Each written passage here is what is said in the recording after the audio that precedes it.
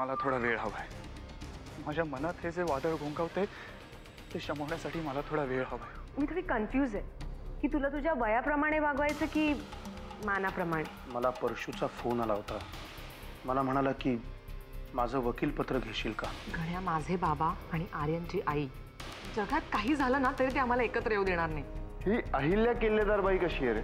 मी जर लग्न केलं ना तर आर्यनशीच करीन, नाहीतर आयुष्यभर घरात बसून राहीन. बाईसाहेबांचा मूड चांगला असेल तर आत येऊ का? असं काय म्हणतेस? ये ना. नाही, सकाळी तुम्ही खूप उखडलेल्या होता म्हणून म्हटलं जरा पाहावं, परवानगी घ्यावी. मूड चांगला असेल तर भेटायला यावं. आय एम सो सॉरी, पण मी तुझ्यावर चिडले नव्हते. मी त्या मोलकर्णीवर काय नाही ग. तू इथे आत्ताच आली आहेस ना, तुलाही हळूहळू कळेल. तिची लायकी तीच आहे. ती आणि तिचा तो भिकारडा भाऊ दोघेही. अगं हो, किती चिडचिड करतेस. आणि तू जरा जास्त करतेस नाही वाटत का तुला? हे तू नाही मला सांगायचं. मी तुझ्यापेक्षा मोठी आहे हे लक्षात ठेव. आता तू माझ्याशी भांडणार आहेस का? अगं मी तुझ्याबरोबर भांडत नाहीये. मी तुला समजावण्याचा प्रयत्न करते. त्या भावा बहिणींपासून लांब राहा.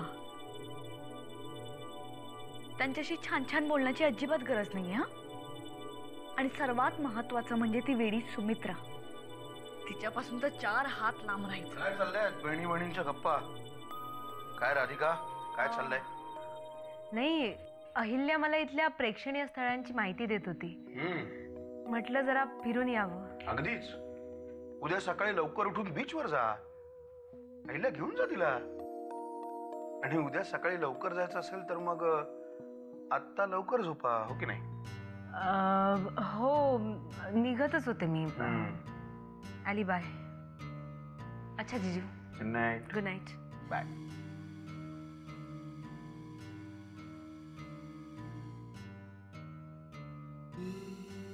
कमाल आहे तिची. जितकी डिप्रेस्ड आहे तितकी दिसत नाही आहे.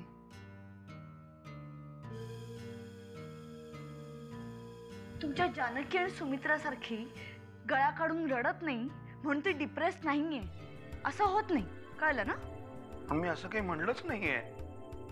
मी खरंच म्हणतोय. जेवढी आहे तेवढी डिप्रेस ती खरंच दिसत नाही. धीर्याची आहे तुझी बहीण. वास्तविक दुःखाचे डोंगर कोसळलेत तिच्यावर, पण चेहऱ्यावर दिसू म्हणून देत नाही. हसतमुख असते सतत, हो की नाही?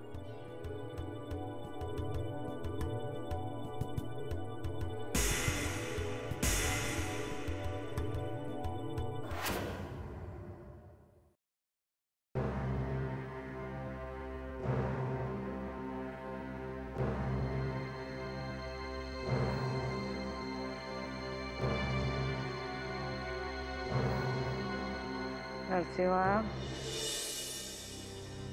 आलास आणि तसाच चाललास का रे? काही नाही, तू पड, मी नंतर येतो. शहाणाच आहेस रे. मुलाच्या हाकेने आईची कधी झोप मोड होते का? ये, काय बोलायचंय तुला?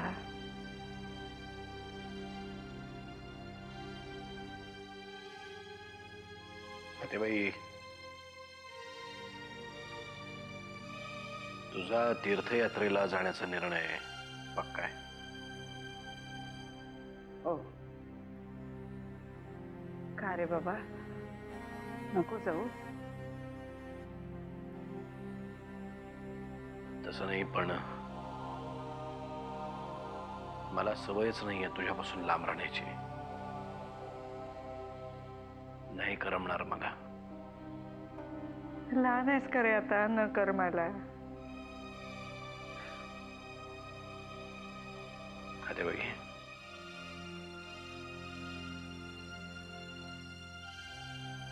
तू काहीही म्हण, पण मला नाही वाटत तू जावंस असं.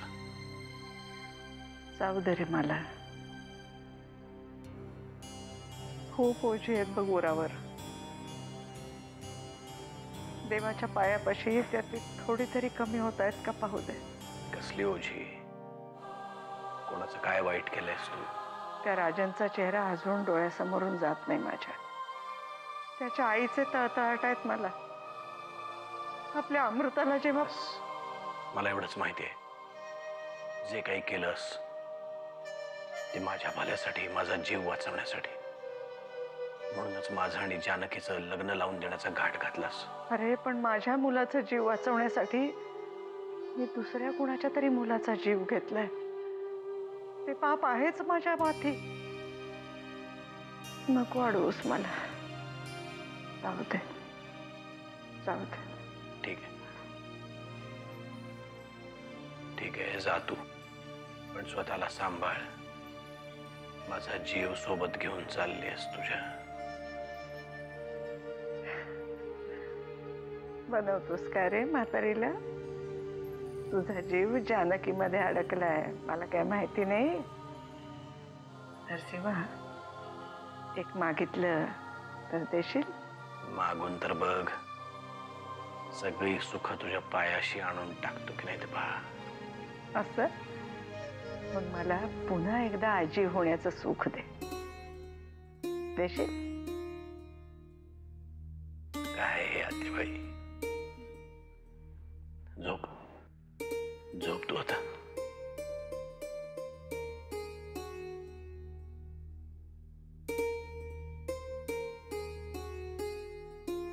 तीर्थक्षेत्राचे वेध लागले तरी घरातले पाश काही सुटत नाही. हवा चालली पंढरपुरा, वेशीपासून आली घरा.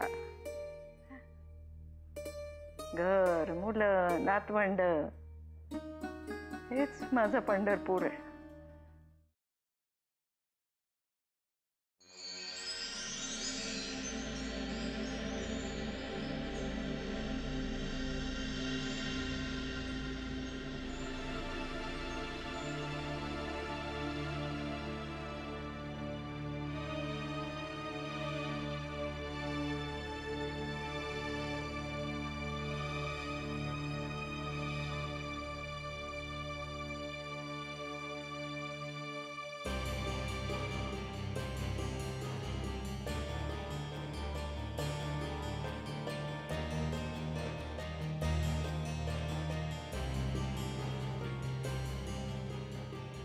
आर्यन, तुझी काय चुळबुळ चालली आहे? माझ्याशी काही बोलायचं आहे का तुला? अमृता आणि नरसिंह हे दोन विषय सोडून तू माझ्याशी कुठल्याही विषयावर बोलू शकतोस. नाही मामा, या दोन्हीपैकी कुठल्याही विषयावर बोलायचं नाहीये मला. अरे वा, म्हणजे हे दोन विषय सोडून तुझ्या आयुष्यात आणखीन विषय आहे बोलण्यासारखे?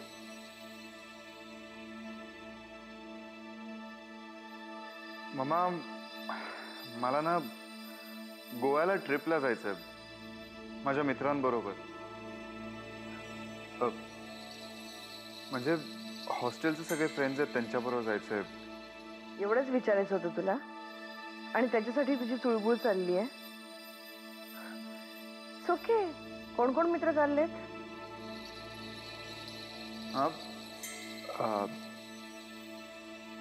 कोण कोण मित्र चाललेत? नाही मामा, म्हणजे तू नाही ओळखत त्यांना. माझ्या हॉस्टेलवरचे फ्रेंड्स आहेत ना सगळे, रूममेट्स, रूम पार्टनर्स आहेत सगळे. माझा तुझ्यावर पूर्ण विश्वास आहे, त्यामुळे खोलात जाऊन मी तुला जास्त प्रश्न विचारणार नाही. पण खरं सांगू, माझ्या मनात कुठेतरी संशय आहे. तू अजिबात घाबरू नकोस मम्मा. तू काळजीत पडशील अशी कुठलीही गोष्ट माझ्या हातून घडणार नाही. आणि मम्मा, थँक्यू सो मच मला परमिशन दिल्याबद्दल. It's okay. तू गोव्याला चाललास ना? मग मी सांगते त्या हॉटेलमध्ये राहा. अतिशय छान 5 स्टार हॉटेल आहे, छान ट्रीटमेंट मिळेल तुला. मामा तू पण ना. अगं 10 बाय 10च्या रूम मध्ये राहणारे आम्ही सगळे मित्र. त्या 5 स्टार हॉटेलच्या रूम मध्ये ना झोप नाही लागणार आम्हाला. आणि तसंही आम्ही ना तिकडे धमाल करायला चाललोय, एन्जॉय करायला चाललोय बस. तुझ्या एखाद्या मित्राचं नाव तरी सांग. अजूनही माझा संशय येतोय ना. पण हे बघ मामा, तू अजिबात काळजी करू नकोस. मी एक काम करतो ना, रोज दिवसातून कमीत कमी 2दा-3दा तरी तुला फोन करायचंय. मग तर झालं. थँक्स मामा.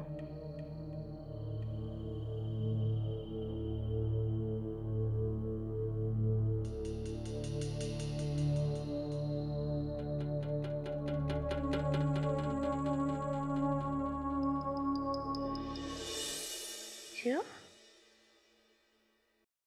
काय पाहते? काय आहे? चितलंय का तिकडे? चितलं पाहते?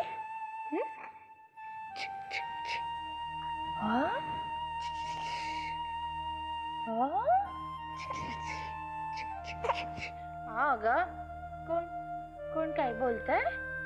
हे बघ, कोण आला? लहान मुलं किती निरागस असतात ना. कारण लहान मुलं ही देवाचं दुसरं रूप असतात. हो, काय ग शोना, तुम्हाला खूप आवडतात लहान मुलं? कुठली बाई असेल जिला लहान मुलं आवडत नसतील? मग तुम्हाला मूलबाळ? नाही, म्हणजे खूप इच्छा होती आमची, पण मला चिवशी खेळायला खूप आवडतं. ही परशुराम किल्लेदारांची मुलगी आहे ना? इट्स ओके जानकी, एवढं ऑकवर्ड फील करू नकोस. मला अहिल्याने सांगितलंय सगळं. हे मग तिची आई आली असेल ना?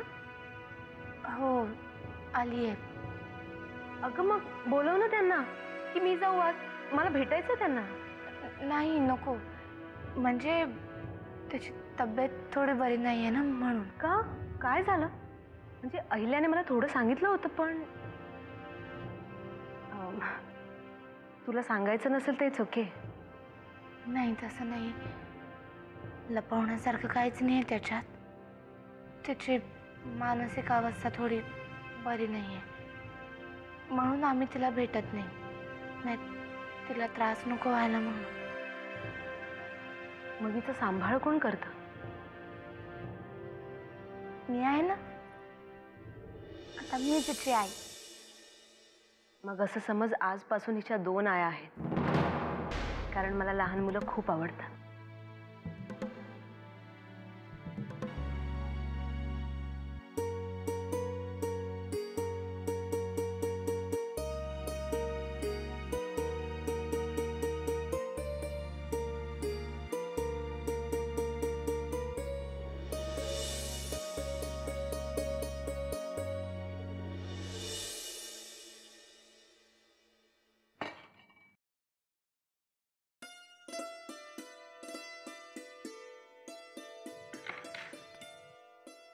काय झालंय काय?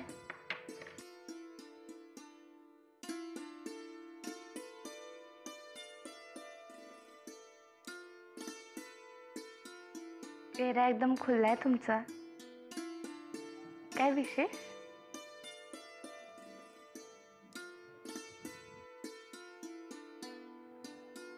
काय झालंय तुम्हाला आज? तुला आठवत होतो. मला आठवत होतात म्हणजे? किती किती सुंदर दिसत होतीस तू. वेड लावलंस तू मला. तुझे डोळे, तुझे हात,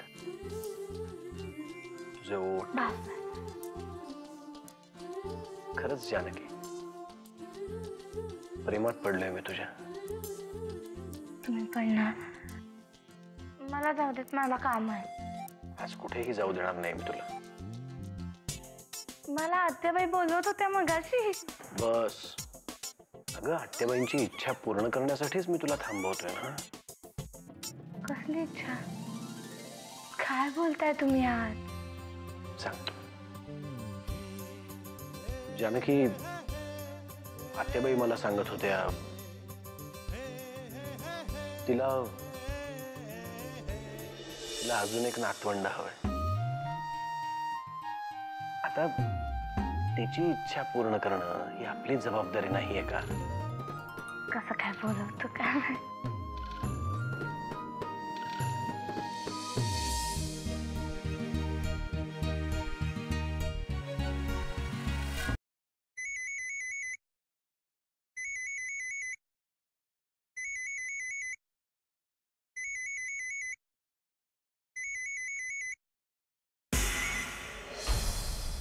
हॅलो, कोण बोलतंय?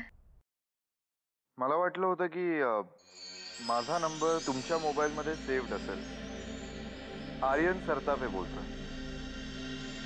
आज आपण जिथे भेटलो तिथेच मला उद्या भेटा.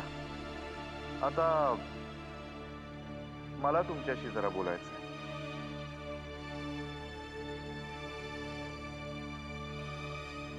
काय ग अहिल्या, एवढ्या रात्री कोणाचा फोन आहे? काही नाही, रॉंग नंबर होता. तुम्ही झोपा ना. हां,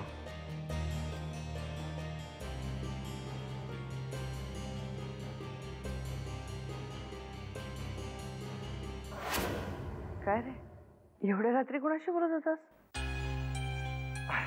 ते मित्राशी बोलत होतो का एका. ते गोव्याच्या ट्रिपचं ठरवत होतो. काय नाव म्हणालास त्याचं? मामा, एवढ्या रात्री तू हे विचारायला आलीस? नाही रे, पाणी प्यायला चालले होते. तुझा आवाज ऐकला म्हणून थांबले. तुझ्या रूम मध्ये पाणी नाहीये? आणू का मी? नाही नको, मी घेते. नाही मामा, तू थांब, मी आणतो. अरे मी घेईन ना. मामा.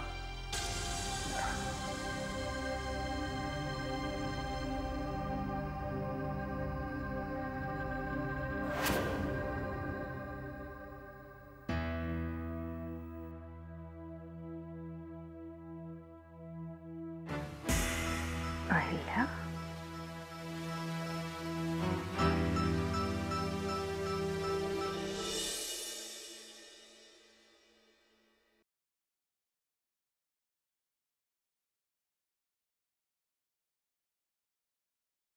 वहिनी साहेब, पांडू म्हणत होता की तुम्हाला बोलायचंय माझ्याबरोबर.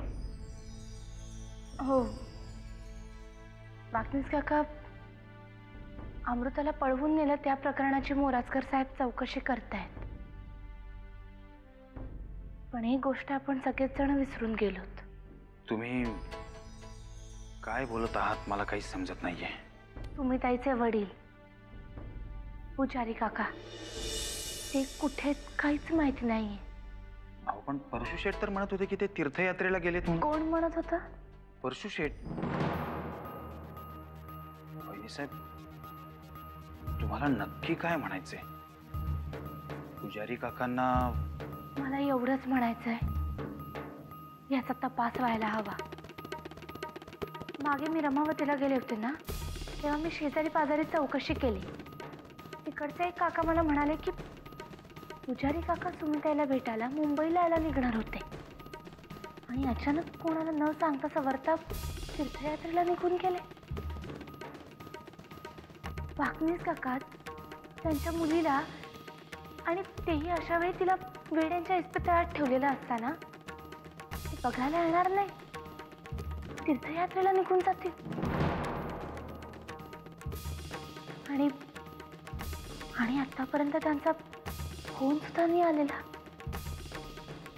वहिनी साहेब, तुम्ही म्हणताय ते जर आपण खरं मानून चाललो तर म्हणजे परशू शेठने पुजारी काकांना. मला याबद्दल काही बोलायचं नाही, कल्पना सुद्धा करायची नाहीये. हा सगळा तपास पोलिसांनाच करू द्या त्यांच्या पद्धतीने. सुमित्रा वहिनींना काय सांगितलं? तेच की पुजारी काका तीर्थयात्रेला गेलेत म्हणून. भलतं काहीतरी सांगून तिच्या डोक्याला भोंगा नको. ठीक आहे, मी बोलतो मोरजकर साहेबांशी.